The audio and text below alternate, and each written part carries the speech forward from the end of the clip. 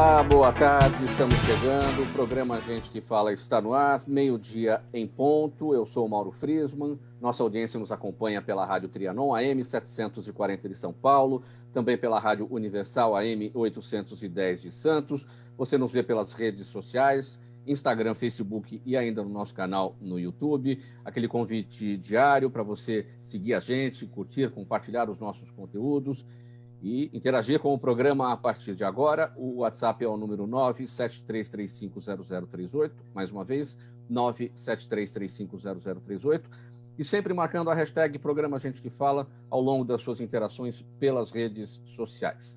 Eu apresento a partir de agora os nossos convidados de hoje para análise e debate dos nossos assuntos, meio-dia e 1 agora, doutor Emanuel Pessoa, advogado, especialista em política econômica internacional, negociação de contratos, inovação e internacionalização de empresas. Doutor Emanuel, seja bem-vindo ao Gente que Fala mais uma vez, tudo bem? Tudo bom, Mauro? Muito obrigado pelo convite, prazer estar aqui com vocês todos. Seguindo aqui com a formação do nosso time, da formação da nossa bancada, o doutor Daniel Cerveira, que é autor do livro Shopping Centers, Limites na Liberdade de Contratar. Ele é advogado, professor de Gestão de Franquias e Negócios do Varejo da FIA, a Faculdade e Instituto de Administração aqui em São Paulo, e também é professor de Direito Imobiliário da PUC do Rio de Janeiro. Doutor Daniel Cerveira, seja bem-vindo. Tudo bem? Tudo bom, Mauro? Agradeço o convite, agradeço a participação de todos. Estou à disposição aqui. Grande abraço. Muito obrigado pela presença. Ricardo Mesquita também com a gente, tecnólogo. Ele é gerente de tecnologia, especialista em segurança da informação, infraestrutura de redes e proteção de dados pessoais. Ricardo, seja bem-vindo, tudo bem? Obrigado, boa tarde, obrigado pela oportunidade. E fechando aqui o nosso time, o Faisal Metin Júnior, jornalista, teólogo, ele integra o Conselho Jovem da Associação Comercial de São Paulo e também integra a Associação Paulista de Imprensa. Tudo bem, Faisal? Seja bem-vindo.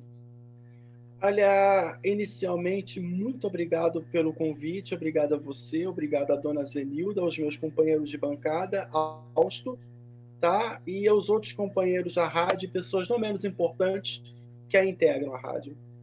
Muito obrigado pela presença, Faisal. Vamos seguir aqui, 12:03, já com o nosso primeiro assunto.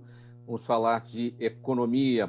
Os principais indicadores financeiros do Brasil tiveram forte deterioração ontem, após o presidente Jair Bolsonaro intervir no comando da Petrobras. Foram afetados bolsa, câmbio, o risco país, juros futuros, e houve revisão nas avaliações de bancos, casas de investimento e agências de classificação de risco em relação à Petrobras e também outras estatais. A forte reação do mercado financeiro foi interpretada como uma quebra de confiança na prometida agenda liberal do governo, que se contraporia às gestões petistas que o antecederam.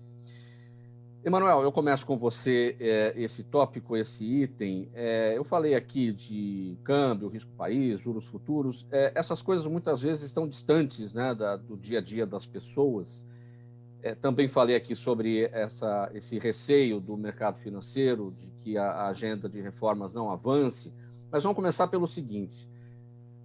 A partir do que aconteceu ontem, e o cenário hoje está até um pouco diferente, o mercado financeiro está mais tranquilo pelo que a gente já observou, mas pelo que aconteceu ontem, quais os efeitos sobre a economia do dia a dia, sobre o bolso das pessoas nessa já combalida economia pelos efeitos da pandemia? Mauro, para responder a tua pergunta, eu vou antes te fazer uma pergunta rápida. Você usa Google Maps ou Waze quando você está dirigindo? Sim, todas as vezes. Muito Waze. bem. Waze, pronto. Você sabe que tem um problema no Waze chamado inconsistência dinâmica. Ele ocorre todo dia em economia. Quando você está aqui, eu moro em São Paulo, está aqui no Waze, vamos dizer que 6 horas da noite, eu quero sair da Zona Sul para a Zona Leste, o Waze, com certeza, ele vai me mandar pegar o caminho da 23 de maio, tá? Uma vez ou outra, ele pode me mandar por outro caminho. Quando o Waze me manda para lá, ele não manda só a mim, ele manda eu, ele manda você, ele manda o Faisal, ele manda o Ricardo, ele manda o Daniel, ele manda todo mundo. Automaticamente a 23 vai ficar entupida e ela vai deixar de ser o melhor caminho. Isso é uma explicação para o que se diz na economia, que quando a gente prevê o futuro, ele muda, porque você age sobre o seu conhecimento futuro. Então, o que aconteceu ontem, basicamente, é que as pessoas tinham a expectativa de que haveria mais intervencionismo na Petrobras, haveria mais problemas na Petrobras. Em função dessa série de problemas, eles precificaram o futuro e a Petrobras caiu 20%. Tá? Rigorosamente, se você for parar para pensar no pé da letra, o presidente da República ele representa a União, que é o principal acionista da Petrobras. Então, é obviamente que, ao convocar a Assembleia Geral Extraordinária do dia 20 de março para eleger um novo administrador, a União vai eleger quem ela quiser. Os problemas que aí se encontram é que está sendo nomeada uma pessoa que não cumpre os requisitos da lei das estatais, que seria o de ter 10 anos de experiência relevante no mercado, ou se tivesse, em outras estatais são 4 anos, se eu não me engano, estatais de porte ou objeto semelhante, porque por uma imposição política. Então, as pessoas precificam futuras intervenções e quedas artificiais no preço da gasolina que vão afetar os dividendos da Petrobras, aumentar os juros que ela paga para rolar suas dívidas. Lembrando que a Petrobras, no governo do PT, se endividou de forma absurda. Isso não é uma questão de você ser esquerda ou direita, isso é um fato, número não mente, número não comporta versão, número não comporta empulhação. Tá? Então, em função disso, o que pode acontecer imediatamente é, se as pessoas já precificam isso tem uma tendência a acontecer até de forma pior. A Petrobras vai ter mais cuidado de pagar juros, vai ter mais prejuízos, vai ter mais pressão para aumentar o preço da gasolina na bomba, amortecendo menos do que ela já amortece. As variações do preço internacional do petróleo, o dólar dispara e a gente é um país que exporta petróleo cru e importa petróleo leve, que é o que se usa de verdade na indústria, nos carros, no dia a dia, para gasolina. Então, rigorosamente, embora o preço tenha tido a melhor das intenções, não sei se teve ou se não teve, mas estou supondo que mesmo que ele tivesse tido a melhor das intenções de baixar o preço da gasolina na bomba, o que ele vai acabar acontecendo é o efeito contrário. Todo mundo aqui conhece o resultado do canetaço da Dilma no setor elétrico. A tarifa baixou por alguns meses, depois a tarifa teve que explodir para poder evitar a quebra generalizada das empresas do setor de energia elétrica. Então, o que vai acontecer aí é que o custo de vida vai aumentar, porque uma decisão voluntária ela não resolve o problema. Se a economia se resolvesse por caneta, todo presidente da República fazia o PIB crescer 100% ao ano e ele se coroava imperador do Brasil. Então, não funciona assim, infelizmente. Muitas vezes aquele ditado, né, que o caminho para o inferno é pavimentado com boas intenções. Então, o que eu posso antecipar para você é que a gente vai ver uma alta do custo de vida com essas flutuações absurdas do dólar, porque uma hora o dólar chega a 5,50, aí o pessoal absorve, diminui a margem de lucro, aumenta os preços, aí depois o dólar sobe, o cara recompõe a margem de lucro, o dólar sobe de novo, o cara vai e aumenta mais uma vez o preço do produto importado. Então, infelizmente, o canetaço de ontem foi péssimo, por mais que o presidente possa ter estado bem intencionado, e aí a minha previsão é um aumento do custo de vida, especialmente para as pessoas mais pobres que dependem mais aí, do deslocamento de ônibus, dependem do deslocamento de carro. Eu, particularmente, me sinto privilegiado. Moro em São Paulo, moro em Moema, meu escritório na Vila Olímpia. Se eu quiser, eu vou a pé. Então, rigorosamente, vai me afetar, claro, no preço dos insumos, alimentos, quando eu pegar um Uber, alguma coisa, mas no meu dia a dia eu vou sentir muito menos do que o cidadão que se eu pegar 4, 5 ônibus e vai ter aí uma pressão pelo reajuste da passagem ou da pessoa Sim. que precisa comprar comida e aí o dólar dispara e essa pessoa tem muito menos capacidade de absorver esse choque do que todos nós que estamos aqui nessa conversa. Então, infelizmente, aí não é a melhor previsão para a melhoria da vida do brasileiro esse canetaço. Daniel Silveira, o que a gente acompanhou de ontem para hoje, a partir das análises que estão sendo feitas pelos economistas, pelo mercado financeiro, enfim, aquele temor de que esses movimentos do presidente Bolsonaro sejam no sentido de uma agenda populista e que aquelas reformas esperadas da agenda liberal do ministro Guedes não aconteçam ou aconteçam em parte. Você está ligado aí ao desenvolvimento das startups. Eu vou puxar a sardinha aí para o seu lado, né? Empurrar a sardinha aí para o seu lado. Como é que o seu setor recebe toda essa confusão de ontem para hoje? Olha, Mauro, eu acho até que houve uma confusão, porque meu setor não é de startup, eu acho que é o outro colega aqui da bancada, salvo engano. Tá? Mas eu então vamos embora, vamos lá depois, enfim, a gente está... Tá, joia. Eu só queria dizer o seguinte, prefeito, eu acho assim... do próprio Emanuel o assunto, né? Mas vamos embora, vamos lá. Eu acho que concordo com o que o Manuel, né, nos falou aqui. Eu só acho que o mundo está cheio de boas intenções, né? Eu acho que, como a gente está falando de uma nação, né, que tem muitas carências, somente boas intenções não é suficiente para resolver todos os nossos problemas. Então, é uma pena a gente estar assistindo aí, parece que um replay dos mesmos erros da época da Dilma, do PT, né? O governo parece realmente agora que de vez abandonou a agenda liberal, né? Então, a gente vê também ali menções, uma verbalização em cima do Banco do Brasil, Eletrobras de novo, né? Então, o que eu espero aqui? É que o Paulo Guedes, né, realmente ali apareça, né, e ele mesmo tenha o protagonismo que a gente espera dele, né? O que a gente não pode conceber é essa omissão que a gente está observando no momento. Essa é a minha visão. Sim, agora eu fiz aqui a confusão dos assuntos. As startups são realmente os assuntos do Emanuel. Você está ligado aí à questão dos shoppings, né? Então, mas a gente já vai entrar nessa questão dos assuntos relacionados aos shoppings, em especial o reajuste dos aluguéis, né? Que estão lá em cima, né? Por conta dessa disparada aí do IGPM aí nos últimos 12 meses. Mas, Faisal, a sua avaliação sobre essa questão de toda essa situação aí que mexeu com o mercado financeiro ontem, que ainda, né, hoje numa situação melhor, mas instável também. Mauro, a avaliação que se faz eu vou pegar carona com o que o companheiro Ricardo colocou. Realmente, o coronavírus, a pandemia e o quadro em geral da economia já se apresentava absolutamente desfavorável. Quando você tem uma explosão nos preços, você tem a inflação tocando a campainha e querendo entrar na marra, quer dizer, vamos colocar assim, o governo, o custo Brasil, a dívida interna, o auxílio emergencial, os programas sociais do governo e uma série de outras questões, você vê o quê? Você vê o quê? Uma inflação que está se avolumando para voltar. E você vê o governo rompendo o teto de gastos. Mas é aquela velha história. Ou rompe o teto de gastos, ou vai ser uma explosão social. Por quê? Porque as pessoas, desculpa colocar, eu vou colocar de uma maneira, as pessoas estão na rua à margem da miséria, são os esquecidos, são aquelas pessoas que estão invisíveis perante o governo. Então, o que acontece? Então, você vai ter alta nos preços, você vai ter alta nos insumos, você vai ter problema na produção, você vai ter problema no escoamento, como o companheiro colocou, com a alta do preço do petróleo, com a alta do preço do combustível. Então, você tem indicadores de inflação generalizada. Mas aquela velha história, se ficar o bicho come, se correr o bicho pega.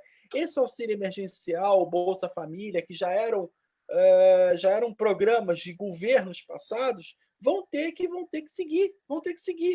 Começou com $60, depois começou com $120 americanos, depois passou para $60, agora vai passar para $50. Mas aquela velha história, vai ter que sobretaxar CPMF ou CID, porque o governo está tendo que ter renúncias fiscais em muitos setores, justamente para poder o empresariado empregar, para poder escoar mercadoria, para poder fazer a roda da economia girar. Os meus companheiros, se acharem que eu estou saindo do tema, tem liberdade para aduzir ou corrigir. Então, aquela velha história, como é que vai ser para o governo suprir esses novos gastos? Essa questão do auxílio emergencial a gente vai tratar mais adiante, a necessidade de uma PEC para que o teto de gastos de fato seja rompido. Essa PEC ainda tem que ser avaliada pelo Congresso Nacional. Enfim, esse assunto a gente vai já tratar também na sequência, porque é muito importante, muita gente precisando do dinheiro do auxílio emergencial. O que se especula aí, o que parece que deve ser, são 4 parcelas de R$250. Mas vamos seguir aqui. O Ricardo Mesquita, sobre esse primeiro tema ainda, a questão da agenda liberal do governo, que perde confiança no mercado financeiro, o medo, né, de que a agenda populista tome mais espaço e toda aquela expectativa de reformas não aconteça. Olha, bom, não é minha especialidade, né? Mas dentro do seu escopo, dentro do seu mercado aí. Sim. Eu vou até vou me aliar aí ao companheiro que falou agora há pouco, que eu também acho que é o momento do nosso do Guedes se pronunciar, né? O que ele vai falar aí com tanta bagunça que está acontecendo aí, com toda essa efervescência, né? De imediato, na nossa área de seguros, por enquanto, a gente não teve nada relevante. Com certeza, o seguro, o que está acontecendo? Né? Com a situação atual, a gente tem visto o impacto no seguro de pessoa física. Né? Então, as pessoas começam a se endividar, começam a ter problemas e começam a deixar de lado o seguro-saúde, seguro de veículo e seguros de outros pertences, né? E na parte empresarial, pelo contrário, né? A gente, embora o país esteja num momento turbulento, as seguradoras elas estão até se fortificando em relação a isso, porque num momento de crise é mais do que provar, é mais do que saudável que você tenha seguro para tudo, né? Então, mas eu espero realmente que isso seja, na verdade, como foi falado, né? Eu duvido muito, eu acredito um pouco, mas eu duvido muito que não foi pensado algumas essas circunstâncias todas que aconteceram. Né? Ninguém está brincando de casinha lá no Planalto. Então, assim, eu acredito que deve ter, com certeza, algum objetivo em cima de tudo isso. Porque ninguém ia fazer o que foi feito na inconsequência. Né? Mas, enfim, como eu disse, eu não sou especialista da área, eu até prefiro não comentar muito sobre esse assunto. 12h16, programa Gente que Fala, pela Rádio Trianon AM 740 São Paulo, Universal AM 810 Santos, também nas redes sociais. E não se esqueça de marcar a hashtag Programa Gente que Fala aí ao longo das suas interações. Faisal, vamos voltar para aquele tema. O governo deve encaminhar para o Congresso Nacional a proposta do novo auxílio emergencial e que esse auxílio tem um valor de R$ 250 por mês, pago para até 40 milhões de pessoas em 4 parcelas. E, com isso, a equipe econômica espera gastar 40 bilhões de reais com o auxílio em 2021, divididos agora entre os meses de março e junho. 4 parcelas, portanto, março, abril, maio e junho. Só que o projeto tem que ser enviado para o Congresso, após a aprovação de uma PEC que autoriza o governo a emitir dívida para bancar essa despesa, sem aquela necessidade de cumprir as regras do teto de gastos. Né? O importante, Faisal, aqui nessa questão é o seguinte, o valor realmente é baixo, bem mais baixo do que os R$ 600 que a gente acompanhou no ano passado, mas tem muita gente precisando do dinheiro porque a economia está tudo complicado, muita gente sem o dinheiro. Mas o importante aqui é que o governo consiga, de fato, identificar quem é que está precisando desse dinheiro, porque já é pouco. E você vai distribuir o pouco entre muitos, não vai dar, entre aqueles que não têm a necessidade. Esse, acho que é o grande desafio do governo. A medida é importante, é válida, mas a gente tem que encontrar esse caminho, senão R$ 250 não vai servir para muita coisa. Sua avaliação. Você acabou de citar uma equação bastante interessante. Dividir o pouco entre muitos e o muito entre poucos. A questão é a seguinte, foram 63 bi, se eu não me engano, não. Foram 63 milhões de habitantes beneficiados pelo programa. O programa começou, vamos colocar em dólares americanos, porque eu costumo fazer programas no exterior. O programa começou com 120 dólares americanos. Os Estados Unidos está dando 1.200 dólares. O México está dando 700. A Colômbia está dando 850 dólares. Então, depois eram 5 parcelas. Depois passaram para 3 parcelas, 2 parcelas, 1 parcela, de acordo com o tempo que as pessoas receberam, para encurtar um pouco, para resumir um pouquinho. Agora, não se sabe qual vai ser o critério que vai ser utilizado. Muita gente conseguiu emprego, muita gente está com carteira assinada, etc.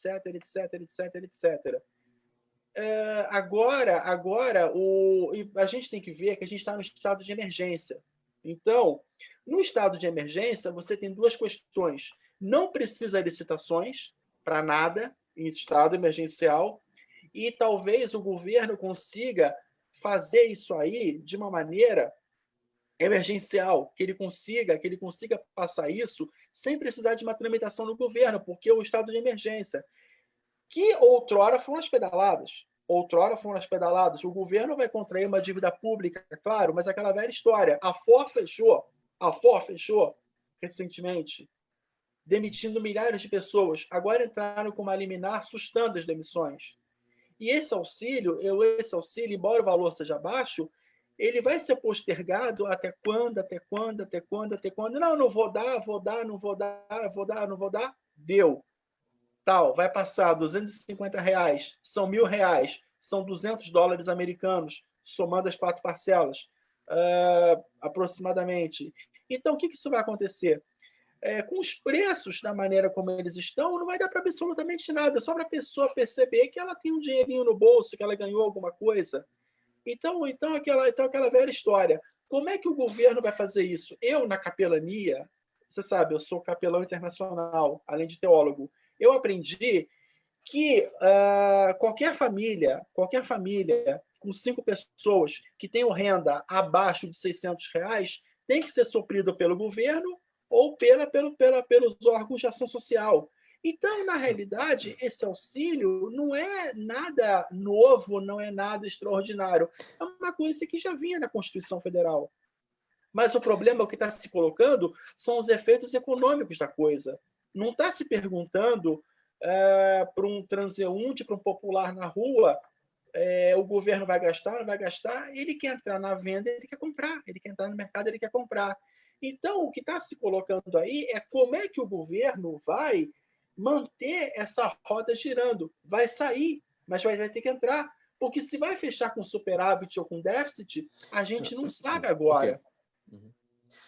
Emanuel, o efeito desses 40 bilhões de reais em auxílio emergencial na economia, a gente consegue prever o global disso? Claro, R$250 por mês em 4 parcelas, no individual ali, para cada um que precisa é muito pouco, e reforçando, o governo precisa saber quem de fato precisa do dinheiro para poder distribuir bem. Mauro, vamos lá. R$1.000 na sua mão. Você está em São Paulo, Mauro? Ou você está no interior? São Paulo. R$1.000 na sua mão vai virar 3 jantares no Gero. R$1.000 na sua mão vai virar 2 compras num Sai de Vinho. R$1.000 na sua mão vai virar um hotel melhor em Campos do Jordão. R$1.000 na sua mão vai virar o pagamento do IPVA. Não mexe quase nada a economia por causa da função marginal do consumo. Mas R$1.000 na mão daquele cara que está ali no meio da rua catando latinha de papel vira compra no supermercado, que gira toda uma cadeia logística, esse dinheiro vai circular absurdamente. Vira, às vezes, a compra de uma motinha, de uma Honda Bis, para ele virar entregador do iFood, do Rappi, ou qualquer genérico desse que tenha na cidade para onde ele está. Vira a bicicletinha, que melhora, circula também o dinheirinho lá na cidadezinha dele, lá no interior daquele que tem uma renda que... Tem cidade, Mauro, você parece que é brincadeira, mas tem cidade que a renda de nós 5 aqui anual é maior que o PIB da cidade. Certo. Isso existe no Brasil. E muito. Tá? Então, por mais que pareça pouco, é pouco para a gente. Para a maioria das pessoas, não é pouco. Vamos adiantar uma diferença também. Esses outros países, a maioria deles não tem o volume de gasto social que o Brasil tem. O Brasil gasta mal, mas tem um gasto social forte. Não tem SUS nos Estados Unidos, no México também não chega a ser como o nosso. Por mais que o SUS não funcione para muita coisa, ele funciona para muita outra coisa. Boa parte das pessoas no Brasil que tem câncer consegue ser atendidas. Problema de fisioterapia consegue ser atendido. Exame de catarata consegue se fazer atender. Então, remédios básicos, por incrível que pareça, a gente consegue prover para a população mais pobre. A maioria, né? Tem gente que aqui não chega ainda. Então, no Brasil, esse dinheiro vai virar consumo direto. Não é como você vai nos Estados Unidos, esse dinheiro vai virar pagamento de cartão de crédito, vai virar pagamento com saúde, vai virar não sei o quê. Não, tem a diferença. Segundo ponto, que é importante, é que a gente não tem mais folga fiscal. Os Estados Unidos imprimem a moeda do mundo. Se imprimirem 4 trilhões de dólares, não tem problemas. A Faria Lima continua querendo mandar dinheiro para os Estados Unidos. Os Estados Unidos amanhã está com 200% da dívida do PIB, a Faria Lima quer continuar mandando dinheiro para os Estados Unidos. Ponto. O Brasil chega a 90% do PIB, a classe média se desespera e quer comprar dólar 6. Então não dá para comparar as situações. Fazer uma comparação de quanto país tal, e deu, não dá, a gente não tem folga fiscal. O que dá para fazer no Brasil é isso e já é muito sofrido. Tá? Vai ajudar? Vai ajudar. A economia brasileira está crescendo num ritmo que se percebe que esse ano o PIB deve crescer entre 3% e 4%, se o governo não atrapalhar, né? Eu brinco que no Brasil o melhor governo é o que governasse com o celular da TIM lá no Salar do Uyuni, na Bolívia, porque não ia ter sinal, não chegava aqui, eles não atrapalhavam. Mas já que não dá para fazer isso, já que a gente não dá para mandar Brasília... Isso aqui é o barulho da economia voltando, né? O avião passando aqui em direção a Congonhas. Eu até testava, mas agora com a crise eu acho até interessante. Então, o que eu quero dizer? Dentro dessa perspectiva aqui para a gente, é importante a gente entender que, por mais que pareça pouco, foi esse auxílio que gerou essa inflação de alimentos grande, porque pessoas pobres estavam consumindo. Tem município no Brasil que o PIB cresceu 10% no ano da crise. Porque era gente que não tinha, nunca viu dinheiro na vida. A gente tinha renda média mensal de R$100 por mês, R$200 por mês. Aí recebeu, durante o período do auxílio, aí o núcleo familiar, R$5.000. Ou seja, o pessoal teve no ano uma renda 4 vezes maior do que eles tinham. Aqueceu aquela economia. Então, o auxílio, esse dinheiro na veia das pessoas mais pobres, vai dar uma bela movimentada na economia. O problema só é se essa dose não vai ferrar o problema macroeconômico, fazer disparar a taxa de juros, disparar risco Brasil, disparar dólar, e aí o ganho ser inferior, o ganho global ser inferior ao gasto. Tá? Eu sou a favor do auxílio, eu acho que a gente precisa trabalhar em maneiras de ter um auxílio mais eficiente e melhor do que o Bolsa Família, mais virtuoso para as pessoas mais pobres, porque isso gira a economia nos lugares que mais precisam, até que chegar a um ponto que não precise mais pagar o auxílio. Tá? Muito bem. 12h27 agora, eu estou atrasado aqui com o nosso intervalo. Neildo Neres hoje na sonoplastia, na mesa de som do programa Gente que Fala. Neildo, vamos rodar um intervalo, a gente volta já. Sintonize Trianon AM 740. Está precisando de certificado digital? A SP Certificados é especializada para atender micros e grandes empresas de forma simples, rápida e descomplicada, com preços a partir de R$ 149. Localizada por toda a Grande São Paulo para estar junto de você, com o certificado digital ideal para sua necessidade. Entre em contato conosco, telefone 11 3854 1144 ou acesse nosso site spcertificados.com.br. Rádio Trianon. Trianon, um marco da Avenida Paulista. Rádio Trianon AM 740, a rádio da Avenida Paulista. 12h28, de volta com o programa Gente que Fala, pela Rádio Trianon AM 740 São Paulo, Universal AM 810 Santos e também nas redes sociais. Mais um assunto por aqui para nossa análise e debate. Os lojistas de shopping centers voltaram a negociar a revisão dos contratos de aluguel em discussões que começaram a chegar à justiça. Isso porque a inflação do aluguel criou uma pressão sobre os custos das lojas que consideram que não terão fôlego para arcar nesse momento em que as vendas ainda não voltaram aos níveis anteriores da pandemia. O IGPM, que é o indicador usado para corrigir os contratos de aluguel, subiu 23,14% em 2020. Essa é a maior alta em quase 2 décadas. Daniel Cerveira, está difícil a conversa entre lojistas e os shoppings? Essa negociação está mesmo chegando à justiça? É bem isso mesmo, Mauro. O que a gente observou? Né? No começo lá da pandemia, a gente observou, no geral, os shoppings mais ali sensíveis ao problema e fizeram boas concessões razoáveis, né, com relação a descontos aí nos locativos e tudo mais. Tá? Isso, né, já pensando num cenário de um varejo que estava se recuperando desde a crise ali com a saída da Dilma, né, já estava num processo de recuperação e veio a pandemia e jogou um balde de água fria. A partir agora de outubro, novembro e dezembro, a gente observou, principalmente shoppings, né, e outros empreendedores assim, imobiliários, né, um maior endurecimento aí nas negociações e uma dificuldade maior dos lojistas em conseguir sanar ali essa questão com relação ao custo de ocupação. Agora, com o IGPM, né, isso, então, se aqueceu ainda mais essa problemática, né? Nos últimos 12 meses, o IGPM já está batendo quase 29%, né? Então, realmente, é um número totalmente distorcido, fora da realidade. Imagina que você tem um aluguel, às vezes, de R$10.000 por mês, né? Passou 12 meses, aquele aluguel virou R$13.000 e o seu faturamento caiu 30%, 40%. Né? Alguns segmentos estão sofrendo muito, de moda, né? Falando de lojas físicas, né? Então, o que acontece? muitos lojistas, né, por questão de inviabilidade econômica mesmo, ou estão fechando as lojas, ou, né, estão entrando numa situação de inadimplência, e a outra opção é entrar com ação judicial para buscar, então, na justiça, essa redução do seu aluguel, do seu custo de ocupação. Então, a gente observa muitas entidades de classe, né? Então, a ABF, o Sind Lojas aqui de São Paulo, associações aí pelo Brasil todo, né? Se manifestando ali, comunicando essa situação dificílima que o pessoal está vivendo, né? Que esse custo não é possível incorporar, né? Com relação à estrutura de custo dos lojistas, né? Se vamos comparar, como eu falei, o IGPM com o IPCA está na base ali de 4,5%, conta quase 30%. Então, a diferença é muito grande. E, então, em razão disso, por não ter outras opções mesmo, e pela conduta dos shoppings, a gente observa um grande número aí de lojistas optando por ingressar com essas ações judiciais para buscar na justiça a revisão, o ajuste das bases contratuais. Agora, na justiça, o processo acaba sendo mais demorado. O ideal, realmente, é a boa conversa, é a boa negociação, o extrajudicial. Já que você falou do IPCA, que também não é um número baixo, né? Escapou da meta, enfim, a gente sabe disso, mas é um número muito mais razoável do que o IGPM, está em torno de 4%.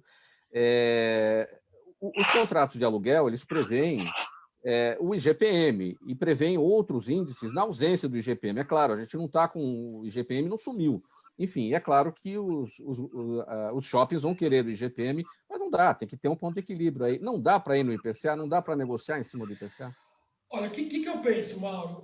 Primeiro, os contratos é que vão estabelecer qual é o indexador que tem que ser aplicado. Tá? Então, a gente não tem uma lei que determine que o IGPM é mais indicado para reajustar os aluguéis. Tá? Ao contrário, né? Se a gente for pegar, até como tem os economistas aí, a metodologia de apuração dos IPCs, IPCA, IPC-FIP, IPC-FGV, a metodologia, como ela apura a inflação, os preços de produtos finais e serviços finais, né, na nossa visão, eles são mais indicados para reajustar esses aluguéis.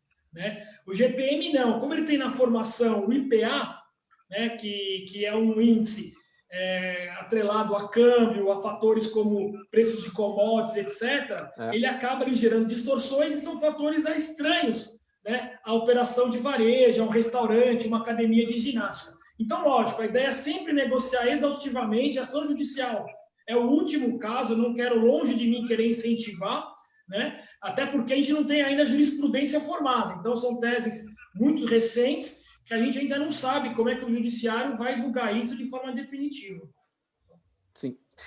Então, o caminho é realmente a negociação, a boa conversa e tentar levar por esse caminho, até porque todo mundo precisa. O shopping precisa alugar, precisa receber e o lojista precisa trabalhar.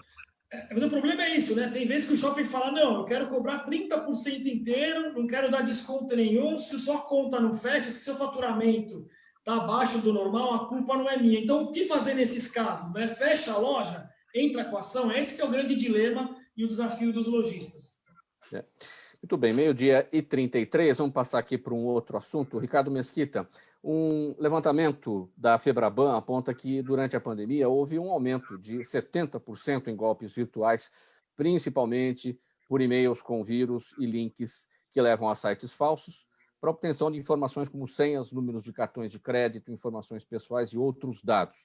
Segundo analistas ou segundo especialistas, o isolamento social proporcionou mudanças de vida de muitas pessoas, como a adoção do modelo home office e o aumento das compras online, que facilitaram a ação de hackers. Bom, está aí o problema, né? As pessoas não habituadas, né, ao uso do comércio eletrônico, né, e também não habituadas a muitas coisas que acontecem na internet, recebimento de e-mails e tudo mais, acabaram caindo nas armadilhas, não é isso, Ricardo? Com certeza. Foi um momento propício para os criminosos se aproveitarem, né? Uma população mais conectada e menos preparada, porque a tecnologia já existia há muito tempo, né? Só precisou do incentivo aí, que infelizmente, no caso, foi a pandemia, para todo mundo ficar em casa e começar a utilizar os recursos, né? Então, mais pessoas começaram a pedir comida, mais pessoas começaram a comprar, mais pessoas começaram a se socializar via internet, instalando aplicativos e não tomando os devidos cuidados e também por falta de experiência de algumas pessoas que não tinham a utilização tão frequente desses devices, né, desses equipamentos, como celulares, tablets e notebooks. Então, mais pessoas na avenida, a probabilidade de você ser atropelado é bem maior, né? Então, o que aconteceu? Os bandidos se aproveitaram das mais diversas criatividades aí, né, das ideias, para começar a lançar aí os golpes virtuais de todos os modos e cores e a gosto do freguês, né? Teve aí golpe para todo mundo, na verdade.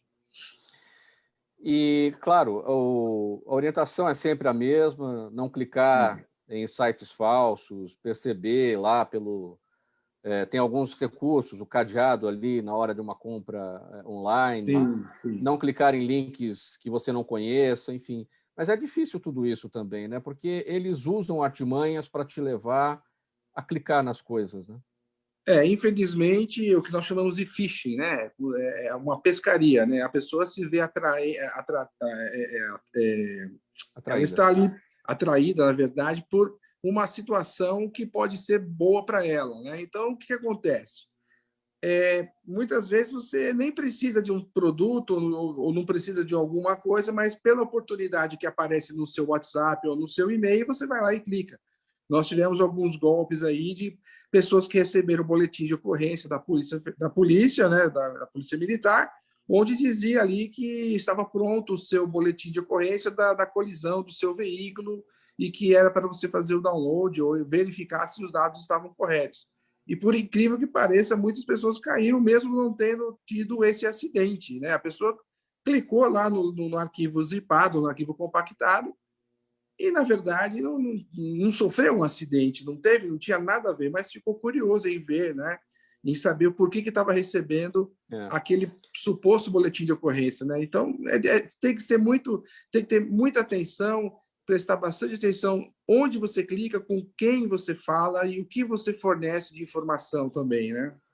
E mesmo entre aquelas que estavam dentro desse contexto, já que você deu o exemplo do boletim de ocorrência sobre acidente de trânsito, mesmo aquelas que estavam dentro desse contexto, opa, é comigo, chegou aqui para mim, também cai desavisadamente, porque muitas vezes não presta atenção. Olha, a Polícia Civil não vai mandar nada para você, para que você tome conhecimento, para que você assine, para que você registre. Enfim, isso não vai acontecer. Então, esse é o cuidado especial, né? Justamente. A mesma coisa com o banco, né? Os bancos estão cansados de enviar comunicados dizendo, olha, nós não enviamos solicitação de senha, nós não pedimos seus dados, a gente não confirma nada, né? E muitos ainda caem nesse golpe, né? O banco manda um SMS, né? Uma mensagem eletrônica para o celular. Olha, está pronto aqui a sua chave do Pix, por exemplo, que foi um golpe agora recente, agora começou em novembro, o Pix, e foi um golpe que todo mundo caiu, todo mundo não digo, mas muitas pessoas caíram. Por quê? Achavam que estava recebendo uma confirmação daquele suposto cadastro do Pix, da chave do Pix.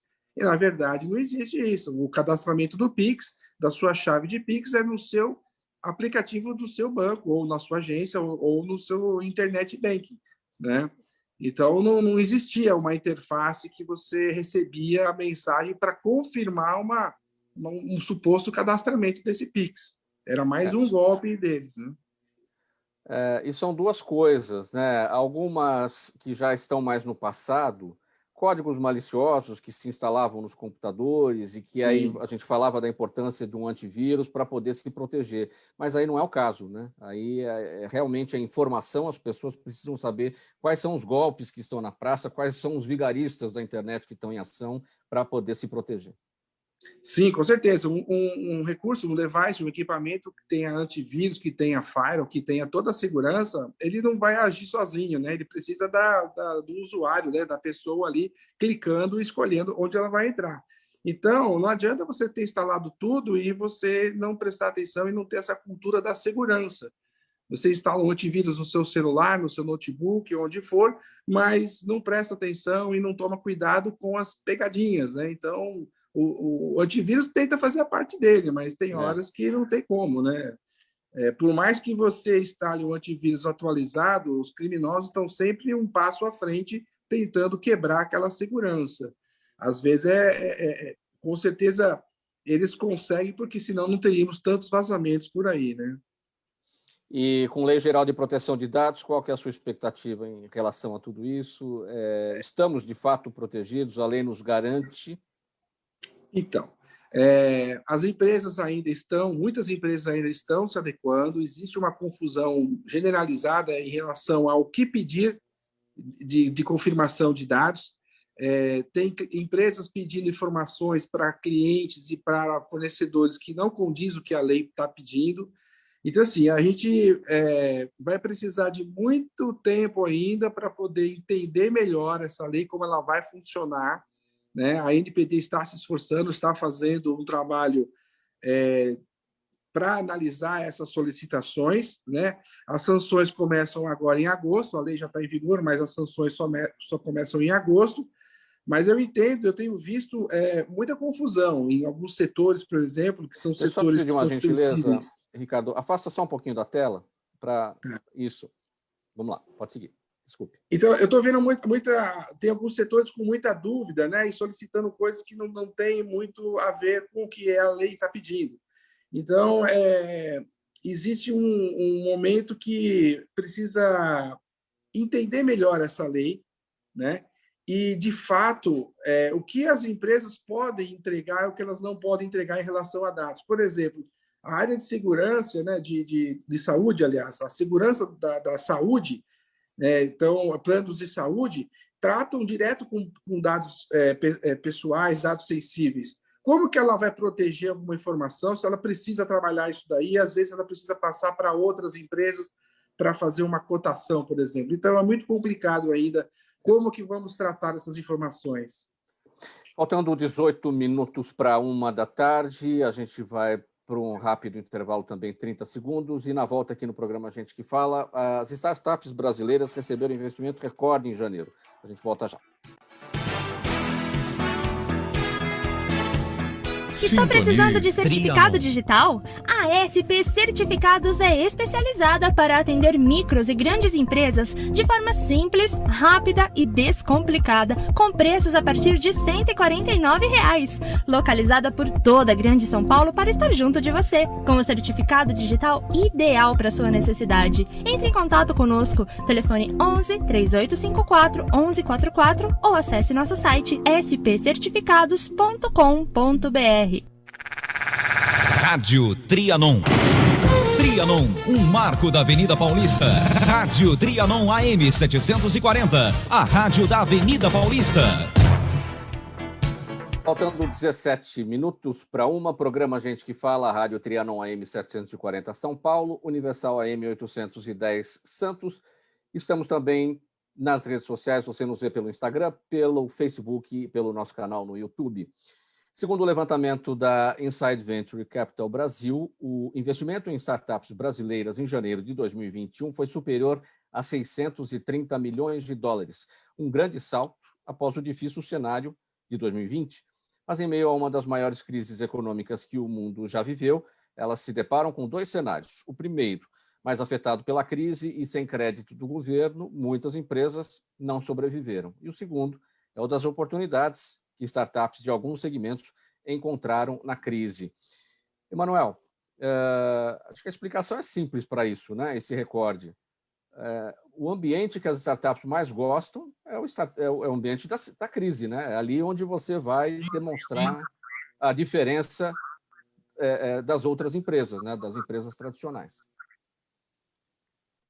Mauro, eu acho que a questão das startups, esse aporte gigante de investimentos, decorre do fato de que, como nós tivemos uma redução muito drástica da Selic, o investidor brasileiro ele era muito acostumado a fazer uma grande alocação em títulos da dívida pública, porque com essa alocação em títulos da dívida pública ele tinha um retorno garantido. Agora, com a Selic a 2%, o retorno do título da dívida pública é negativo, então você perde dinheiro tendo o título da dívida pública. Então, é obrigado a se fazer investimento em setor produtivo. O que tem a maior possibilidade de retorno hoje são o que nós chamamos de investimentos alternativos. Então, tem muitos investidores hoje que compram direitos de música, direitos de obra de arte, fazem tokenizações, só que dentro das várias opções que existem, a que tem a maior possibilidade de retorno, havendo uma boa diversificação, é o investimento em startups, porque 1 em cada 10 realmente vai dar um excelente retorno. Então, a ideia de fazer o investimento nelas é a possibilidade dos ganhos de escala que são muito altos. E várias falharam durante a crise porque elas viviam baseadas em hype. Elas não tinham substrato, não tinham retorno. O que elas viviam era em função de propaganda, publicidade, conseguindo mais investimento e se retroalimentando. Quando vem a crise e você profissionaliza mais o setor de investimento, o pessoal quer saber do seguinte: lucratividade, retorno sobre o investimento, faturamento, time, e aí, em função disso, se puxa da tomada do plug de startups que realmente não tinham futuro, mas que elas sobreviviam porque elas eram boas de marketing digital e iam conseguindo captar mais investimentos. Então, passa a olhar mais os fundamentos. Então, você perde muitas delas porque elas eram apenas hype e você consegue aumentar o volume de investimento drasticamente porque você está tendo uma realocação de capital brutal, porque com a Selic, quando era 20%, por que você ia correr risco fazendo investimento produtivo que te render 7%, 8% ao ano, se você tinha garantido 20% do tesouro? Então, você tem um realocamento brutal de investimento no Brasil, que as pessoas ainda não conseguiram perceber. Se a gente tivesse conseguido chegar nessa taxa de juros sem uma crise, o crescimento econômico brasileiro ia travar para mais de 4% com facilidade, porque você tem que fazer investimentos produtivos. Sim. E quando você fala que essas que não avançaram eram hype, o que significa isso? Marketing, publicidade. O hype é aquela modinha de internet. Você tem startup aí que ela fala que faz determinado serviço. Quando você vai olhar aquele serviço, é só uma distorção de imagem num aplicativo como o Zoom, como um aplicativo como o Google Meet, o Teams da Microsoft. Qual é a barreira de entrada? Zero. Então, uma startup como essa, na crise, as pessoas olham, tá, tudo bem, então é tão fácil de copiar e você não dá lucro, vou puxar o plug. E aí param de investir, ela naturalmente quebra, ela não tem faturamento, ela não tem nada. Então, a ideia do hype é aquele momento em que a publicidade, o marketing, a presença em eventos, faz com que as pessoas pensem que aquele negócio é muito bom e fiquem aportando dinheiro nele. Só que, no momento de crise, você olha o quê? O que está me dando lucro de verdade? A paciência diminui. Então, eles aumentam o aporte em startups, diversificando, mas, ao mesmo tempo, perdem a paciência com as startups que eram pura empulhação. Muitas deixaram de ser, muitas ficaram pelo caminho, mas muitas deixaram de ser startup, ou seja, ultrapassaram esse patamar. Em que momento uma startup deixa de ser startup? É interessante esse seu comentário. Na verdade, a gente não consegue dizer, você diz assim, os 7 características de uma startup. Não, o que caracteriza a startup é que normalmente ela tem procedimentos inovadores, ou processos inovadores, ou tecnologia inovadora.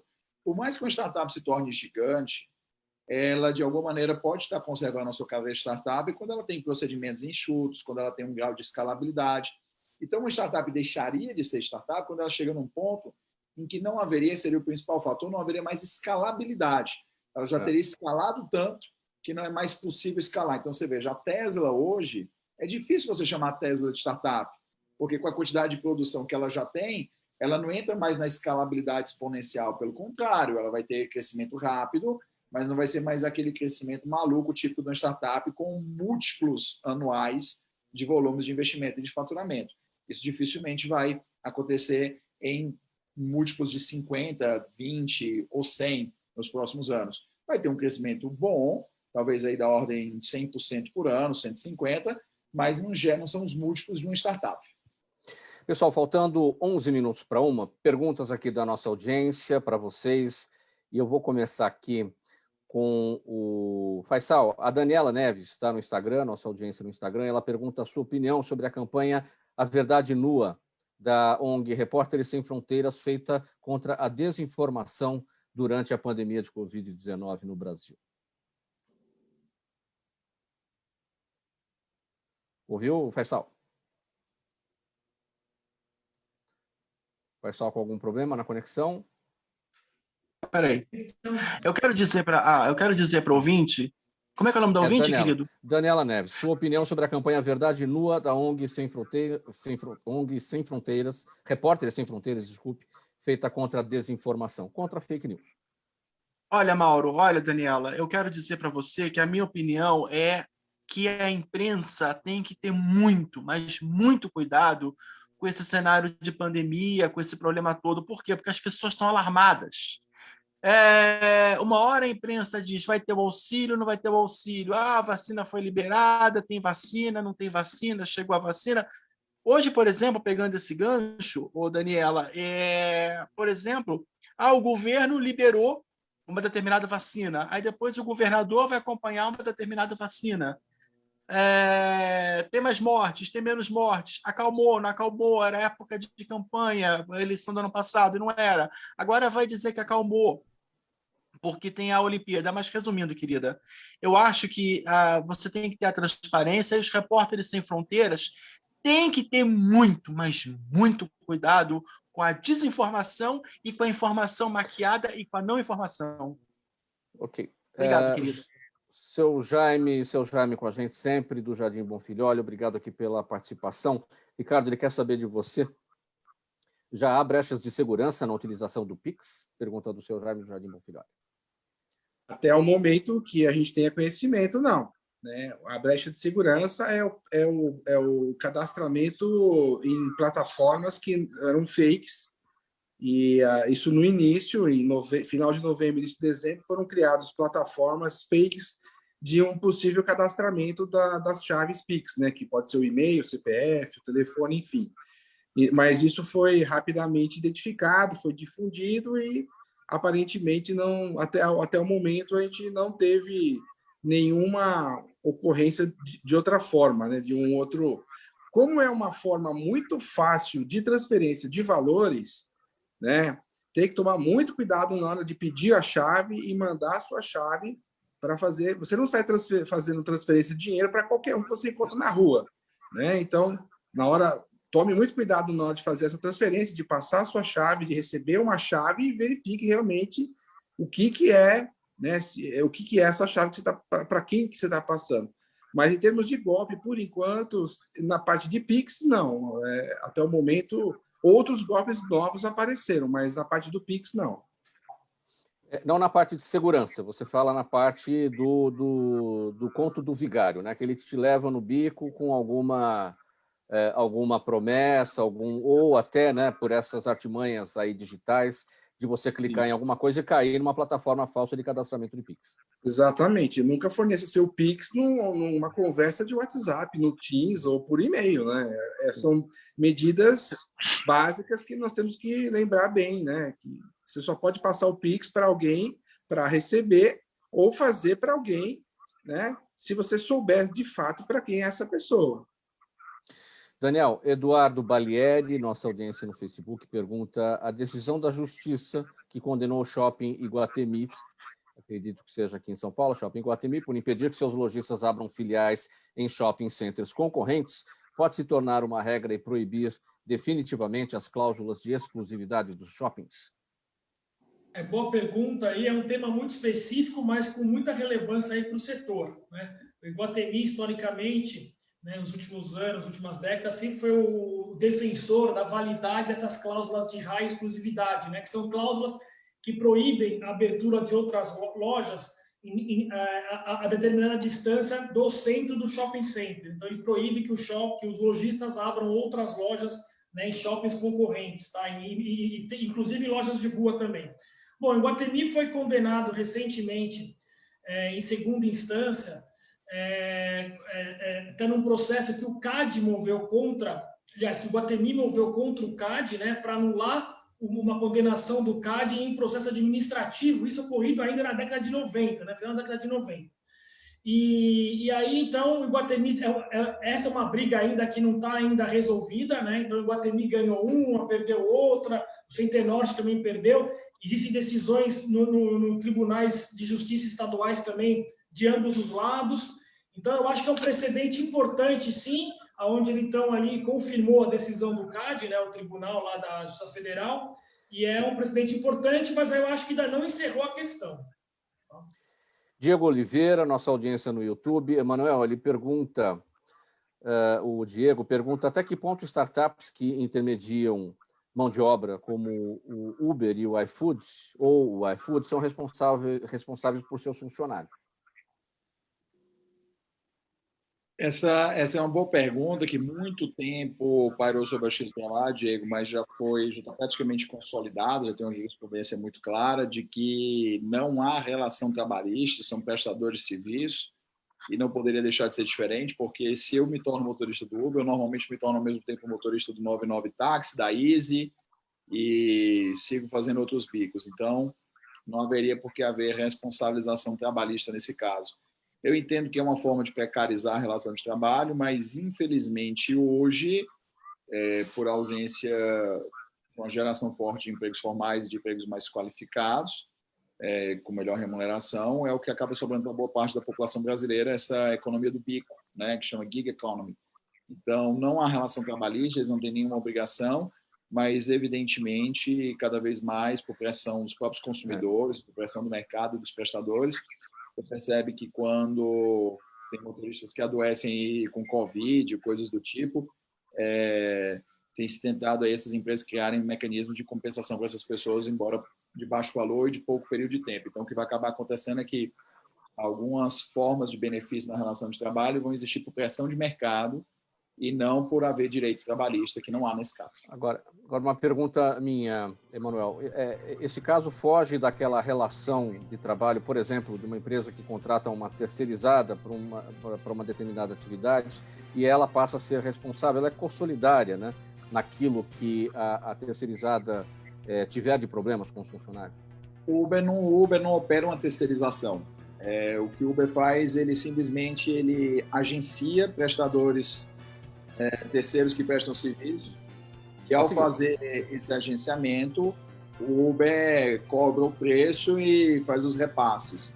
Então, rigorosamente, você não pode falar aí de terceirização que não existe no caso do Uber, tá? Então, se houvesse terceirização, é que haveria essa corresponsabilização. Mas como não há terceirização da atividade, o motorista não é um terceirizado do Uber, porque, do contrário, eu seria o empregador do motorista. Quando eu contrato o Uber, isso seria surreal, porque ele teria infinitos empregadores. Então, a gente não pode falar em terceirização. Emanuel, você está com a palavra, 5 segundos para a sua despedida, nosso tempo chegando ao final aqui. Mauro, na hora que você me deu 5 segundos, o avião passou, então só queria agradecer aqui a participação no programa e torcer para que a gente consiga ter medidas melhores aí do governo que não atrapalhem tanto a economia, para que o povo tenha uma melhora da sua condição depois de um ano tão ruim. E só para que o povo, o nosso público entenda, você falou do avião, é porque você está em Moema, nas proximidades do aeroporto de Congonhas, e aí tem pousos e decolagens permanentemente, é isso que você se referiu a isso, né? Muito bem. Daniel Cerveira, sua palavra final, 5 segundos. Bom, muito obrigado de novo aí, Mauro, né, o Fausto aí pelo convite, a todos os companheiros aí da bancada. Foi um prazer, espero ter contribuído aí no debate. Grande abraço a todos aí. Muito obrigado. Faisal, 5 segundos para a despedida. Olha, eu quero agradecer aos meus companheiros, tá, que enriqueceram muito o debate, me ajudaram muito a trabalhar. Agradecer a você e principalmente ao Fausto e, como eu disse, às demais pessoas não menos importantes que compõem a equipe da Rádio Trianon MASP, a sintonia da amizade. Muito obrigado. Ricardo Mesquita, a palavra final. Bom, eu queria agradecer também a oportunidade e para aqueles que tiverem alguma dúvida em relação à privacidade, tiver alguma dúvida em relação aos golpes, né, fiquem à vontade, vou colocar meu e-mail aqui. Sim. É privacidade@Howden-Harmonia, esse Howden é Howden, harmonia com H, howdenharmonia.com.br.